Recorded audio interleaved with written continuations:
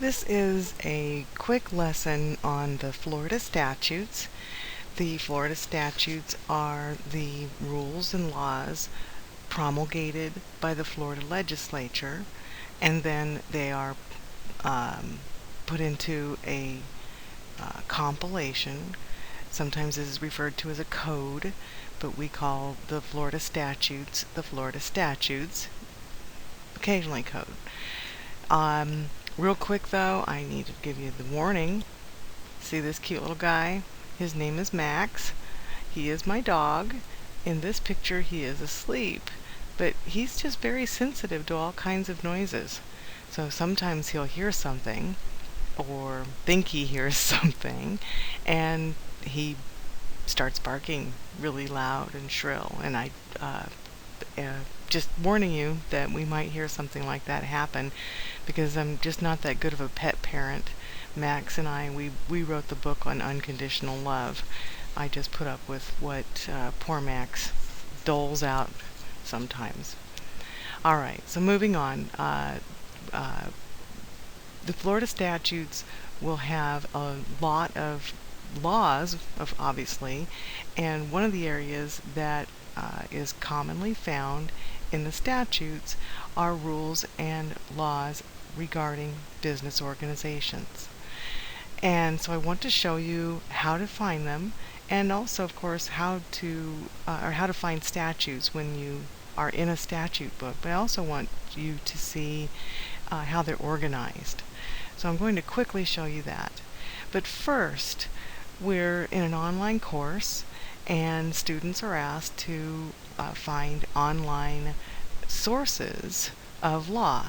In other words, a source of law, such as the statutes found online.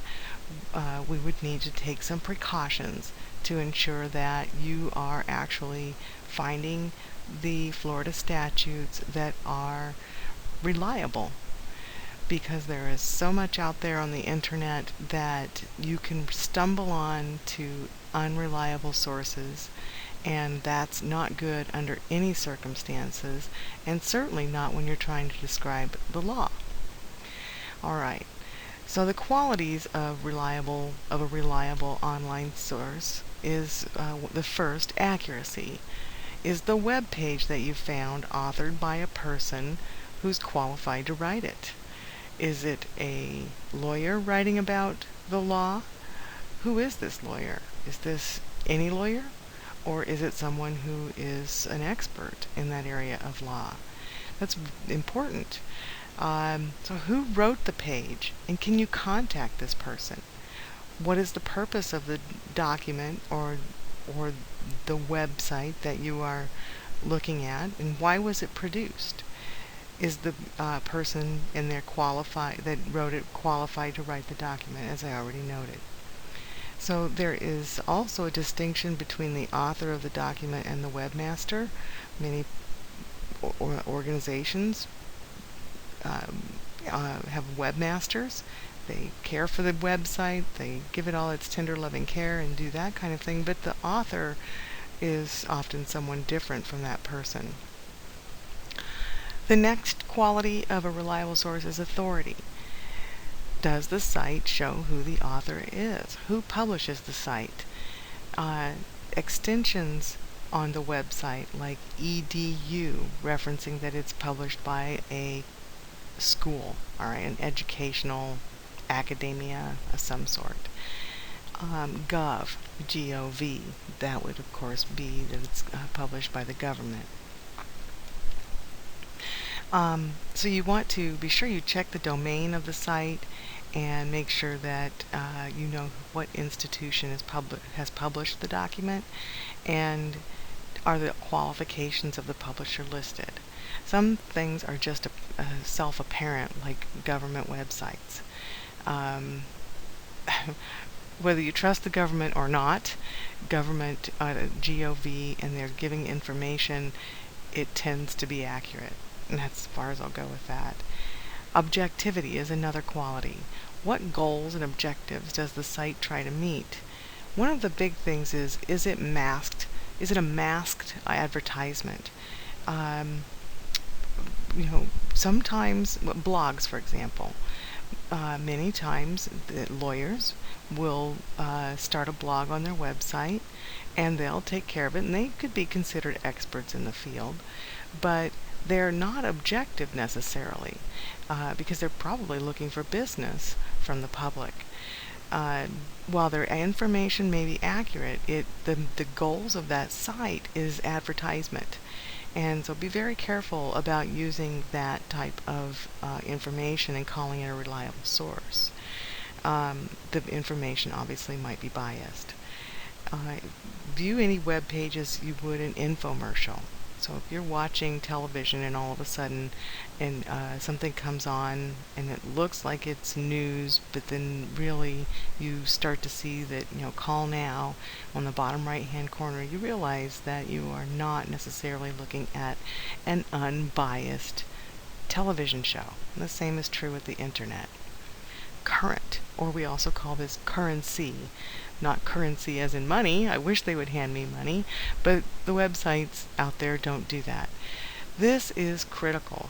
Is the information current? The law must be current to be useful to you. Look at the website's properties at the bottom of the page and see if it's been updated recently. If it's dated 2012 and it's 2014, you may not have current information in front of you, and the law is constantly changing. Thus, it is really important to make sure that your website is current. Coverage. Coverage means what is in these. If you go to a website, simply put, if you go to a website and you evaluate the links, are the themes the same in the links? If you go to a shopping website, coupons. I'm a coupon clipper. I go to a coupon site and I'm going to find advertisements of products there as much as I'm going to find coupons. So as a result, that kind of thing you need to be careful of if you see other advertisements there, because it could just be a nice advertising site and not really something that's meant to cover accurate information. Also, sometimes there's a little catch to downloading. I'll do internet searches and all of a sudden I see the name of a document and the title is so beautiful. It's exactly what I'm searching for and I'm so happy. And then I realize I have to, in order to access more than the first page or two of that document that I thought I had a great link to, I really need to subscribe or download software to open it. So that's really critical as well. So those are the keys to the simple down and dirty keys to evaluating web pages. The idea is that you have reliable information and that you are using great care in finding what you need. Alright, so one of your assignments is to complete an online worksheet type of thing where you are asked to find the Florida statutes and you are asked to locate within the Florida statutes that you found online some laws that describe business and how to set up certain types of business. Now, I'm not looking for a long answer to these questions. In fact, Mark Twain wrote, "If I had more time, I would have written less." Those are powerful words that you should keep in mind when you're writing, because it's easier to understand and you will become more valued as a writer in your organization if you can learn to drill things down. Sometimes you have to start large and write a lot in order to understand a little. So I do that a lot. That's my biggest weakness, is I write a lot and then I start having to strip away a lot of the information that I've written about. That's how I try to understand things. It's okay if you do that, but your final products should be short and concise. Alright, enough about that digression. Getting started using a web search. I want you to notice this page has a simple search. I went to Google, I searched Florida statutes, and bam, this is what I found. Perfect. Now what's important here? I have Florida statutes, plenty of links I can look to, but take a look at what I found. Look, we have www.ledge.state.fl.us statutes. That might be a reliable source. It looks from the web link that it could be because, wow, it's written by the Florida legislature. Pretty important since the legislature is the governmental unit that's actually writing down the statutes. All right? They're promulgating the laws. They're putting them in writing. Here we have, oh look, 2014 Florida statutes, the Florida Senate. This could be ideal. The idea is when you do your search or conduct your search, look at what comes up on the list and know that sometimes it's advertisements, sometimes it is absolutely dead on what you're looking for. In other words, this is important in making sure your your information is reliable once you open that page.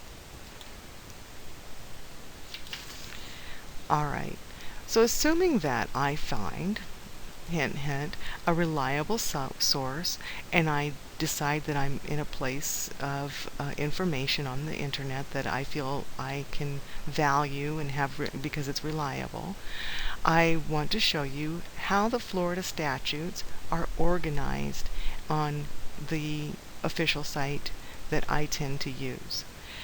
And you will find this is the organization of the statutes anyway. So these principles are exactly, that I'm going to explain real quick, are exactly how the statutes are organized in the books even. So even if I walked over to a set of statutes and opened up a book, I would see this type of organization. The statutes are first organized by title. Title means it is a large subject matter area. Title, let's pick one that makes sense. I don't have to explain much. Title 12, municipalities. That means that Title 12 is a body of law regarding municipalities. If you look farther to the right, you'll see it says CH period 165-185. This notation is saying to you that chapters 165 through 185 are about municipalities, and it just so happens to be in Title 12. Now, I like to tell students to look at this list of titles like you would look at your textbook if you were looking for the answer to a quiz question. If you went to the front cover of your textbook and moved a couple of pages past the front cover, you would see a table of contents. Ta-da! The table of contents gives you specific information about, or I should say general information, a title of each chapter, so that you can begin to understand what is in that chapter. So you turn to that chapter and start reading, and wow, isn't that amazing? It says exactly what the table of contents told me it would say. So that is very essential to legal research, being able to recognize that quality of almost all research materials. Alright, I'm going to turn to the next slide, which is a continuation of this list. So we're going to pick up on the next title, the one that appears after ports and harbors. It just fits better on 2 slides. Alright, so motor vehicles comes along, vessels, aviation. Again, all of these make sense. These titles are reflecting a large body of law, and within each title are chapters. And wouldn't you know it, I'm looking at this and I see, wow, business organizations. That could be valuable. And it's in chapter 605-623. So title 36, that's what it is, title 36. But we don't, when we're talking about the law and statutes, we do not talk about the title. We refer to things in terms of chapters. We'd say chapter 605, chapter 623. Alright?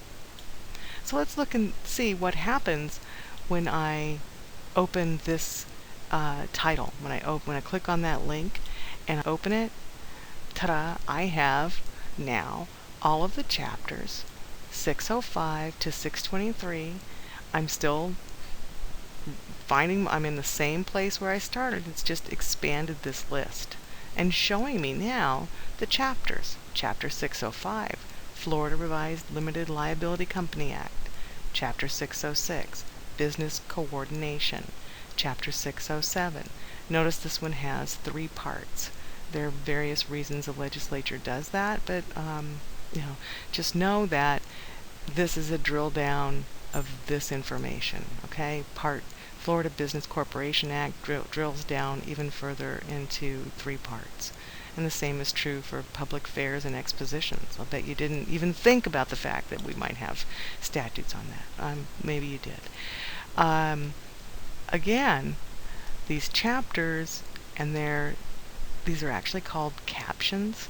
They're titles to a chapter. I don't like to use the word title because it confuses people that I'm talking about the title. They are named also. In other words, you continue to do your research by saying, what am I really looking for? Just as though you were looking in the content of a textbook. Alright, let's expand one of these. Let me see, check my notes and see which one I decided to expand. Okay, I'm going to expand the chapter 610, Cable and Video Services. Alright, let's do that. Here it is, Cable and Video Services. Now look again. It's broken down once again into smaller pieces and parts. These are the most narrow focus, and these are the statutes themselves. In other words, you have a book of statutes in front of you, the book of statutes organized by titles and then by chapters, but each chapter drills down even more to distill the more minute concepts covered in that chapter. Department of State authority to issue statewide cable and video franchise. Definitions. State authorization to provide cable or video service. Eligibility for state-issued franchise. Franchise fees prohibited. Again, this is one way that was one way to begin your research or drill down your research, and I accidentally clicked the button, so I'm on the next slide. You'll be glad, because then I won't keep talking about it. You get it. Now, I just opened I just clicked on, from that list that I just had on the previous page, I clicked on the statute, and by the way, statute is not statue, it's statute, and do everything you can to make yourself say it and spell it correctly. Statute 610.103 has definitions. Remember, on that previous slide, it showed us it was going to be about definitions. We could predict that we were going to run into definitions. Look at this. This is great. The wonderful thing is statutes that have definitions. It tells us what a cable service is. It tells us what a subscriber interaction, what a cable service provider is, what a cable system is.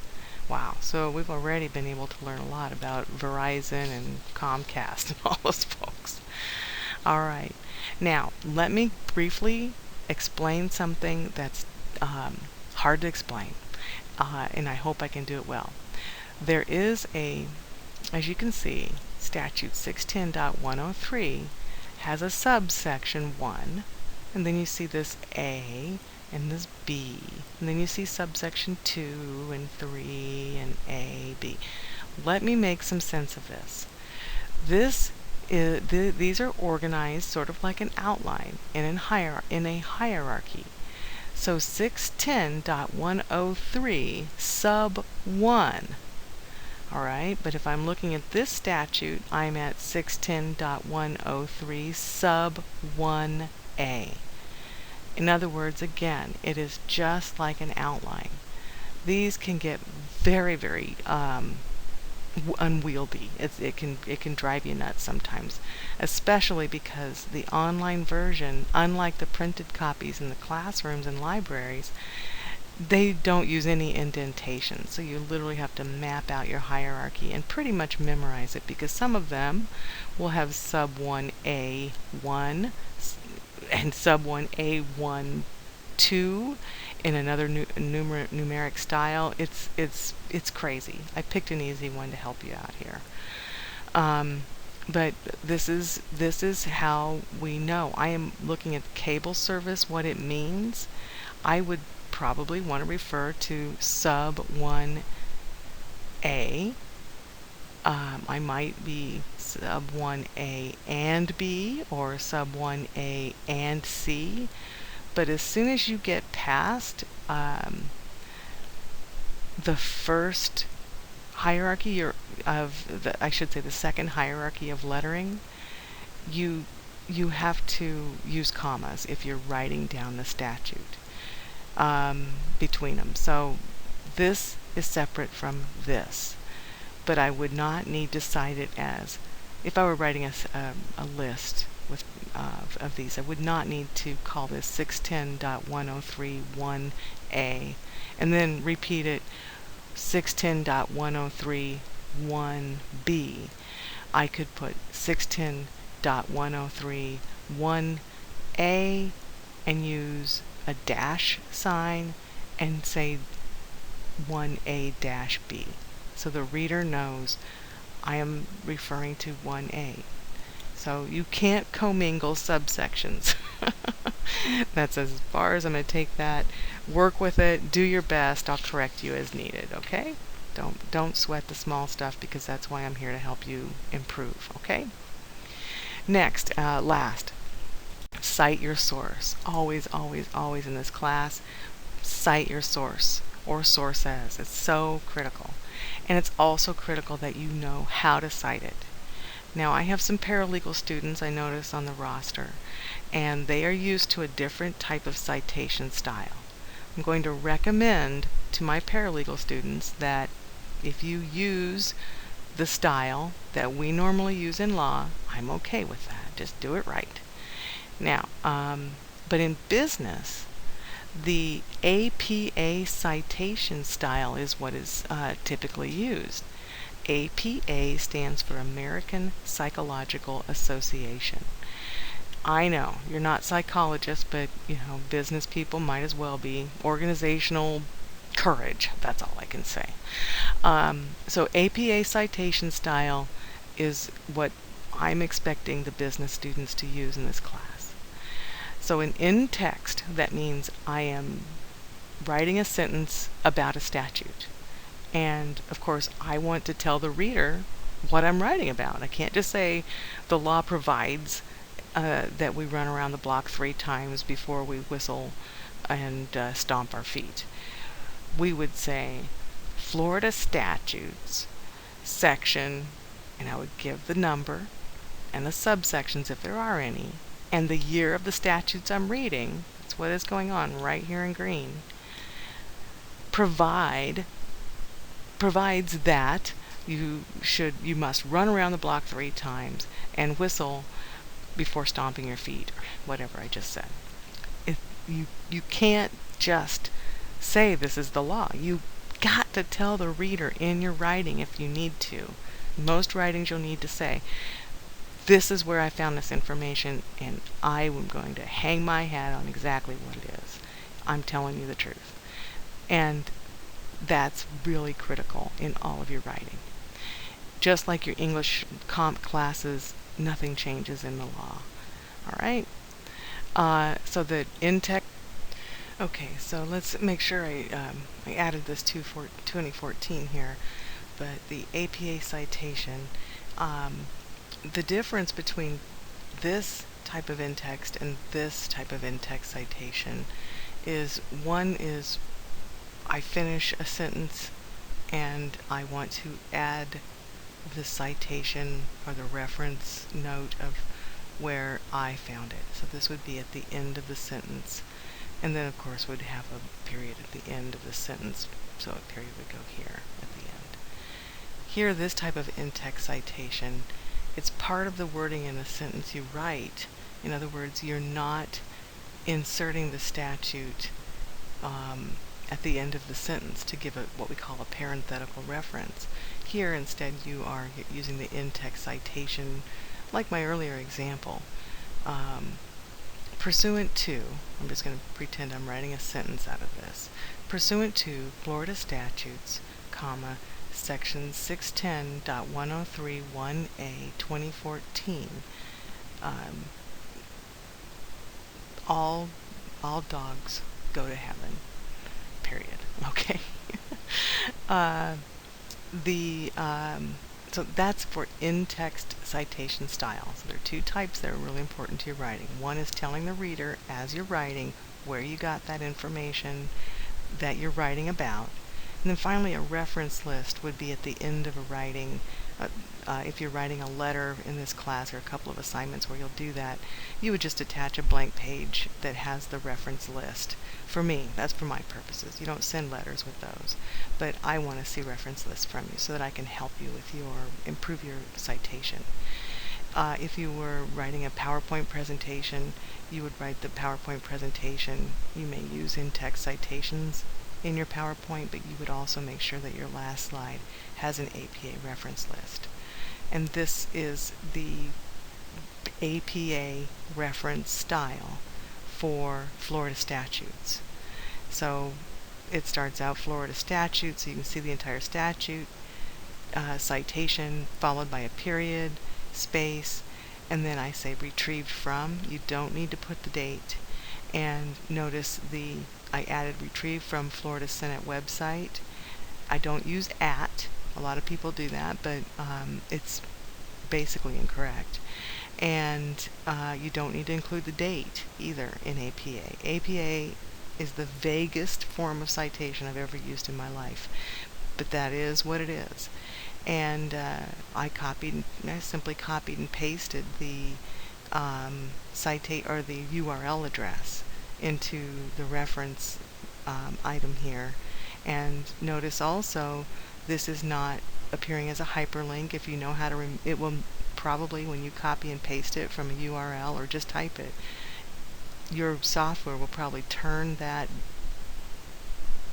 web URL address into a hyperlink. You should remove that hyperlink, and also notice there's not a period at the end, so that the person who's reading your research or your paper can copy and paste it into their browser, and those periods at the end can cause problems and in other words take a person to a page that doesn't exist. Just a couple little tricks. Also notice this is a hanging indent. The first line of text is along the margin, and then you indent everything after that first line of text is indented 1/2 inch. That is a function of your word processor. You need to set your paragraph formatting for these references to have a hanging indent. If you need help with that, let me know. Okay, one more thing, and I am just about there. Two more things. Next, where do you get some help? Well, first of all, in the course, in the legal writing and plagiarism folder that I have set up in the resources, here are some help items. One of them is if you are using section symbols in your citation, which APA does not require, you would need to know how to insert those. And this is a section symbol. Crazy little two little S's stacked up on top of each other. You don't use these in APA writing all the time, but sometimes you might find need to. But that tutorial is in here. Here's an introduction. This is what I call the cheat sheet, but I really should I'm trying to change my language on that and call it the reference guide. So it's a little bit of help for you. It literally even shows you how to cite our textbook and these statutes in the correct format. And then here is a web page, APA style, citing legal materials. It's a reliable source. I made sure of it before I gave it to my students to use as a source. All right. This is a list of items in this folder of our course to help you with your citation. On the last item I want to cover, and that's when you need other help, And of course, you can ask me for help. I'm here for that. That's why I'm instructing the course. But there are 3 links that are available from our SCF library, of course. And the librarians at our college are outstanding. I've worked with them for a long, long time, and I have myself had to rely on them so many times to help me with what we call in academia information literacy, and citation and finding appropriate sources and those sorts of tools are excellent for asking the librarians for help on. They are fantastic and they know what they're doing. They're trained for that. Subject guides and tutorials are available on the library website 24/7. And also there is Ask a Librarian, and that would not always necessarily mean get an SCF librarian, but a librarian will help you with live chat, text, and email. And these resources are there to help you improve and persist and be awesome students like you are. Okay? So I will stop there. I will quit babbling at all, and good luck on these aspects of the course, and apply what you have learned here to the assignment to find the statutes on setting up some business organizations. Remember to keep your writing clear and concise. Remember Mark Twain's words, if I had more time, I would have written less. And sometimes less is better. And sometimes I ask students, read their work aloud. See if it would make sense hearing it out loud. And that's when you know when it does make sense and it's clear and concise and short that you've done your job well. All right, thank you.